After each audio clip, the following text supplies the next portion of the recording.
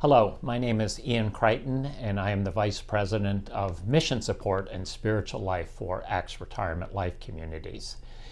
Well, next week we go to the polls, and I think it's an understatement to suggest that this has been a contentious election.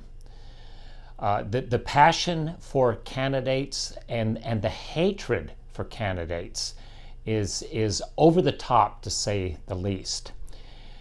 And some people would suggest that if their candidate doesn't win, then life as we know it is going to come to an end, that this nation will never be the same.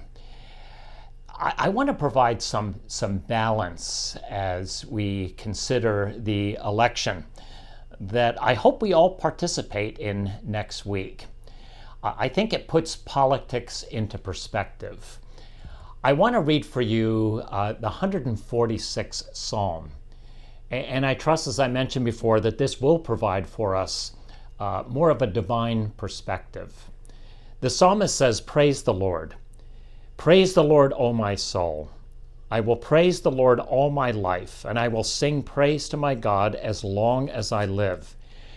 Do not put your trust in princes, in mortal men who cannot save. When their spirit departs, they return to the ground. On that very day, their plans come to nothing. Blessed is he whose help is in the God of Jacob, whose hope is in the Lord his God, the maker of heaven and earth, the sea, and everything in them, the Lord who remains faithful forever and ever. He upholds the cause of the oppressed and gives food to the hungry. The Lord sets prisoners free. The Lord gives sight to the blind. The Lord lifts up those who are bowed down. The Lord loves the righteous. The Lord watches over the alien and sustains the fatherless and the widow, but he frustrates the ways of the wicked. The Lord reigns forever. Your God, O Zion, for all generations. Praise the Lord." I think the psalmist is simply reminding us of the fact that although we may be passionate about our earthly leaders, about the men and women who run for political office in our country, although we may be passionate about them, we have to be balanced and recognize that ultimately we have to put our trust in the Lord. I like the way in which the psalmist describes the blessings that God provides for certain groups of people who are in need. We all know that our political candidates claim, I'm going to do this for this group, or I'm going to do that for that group.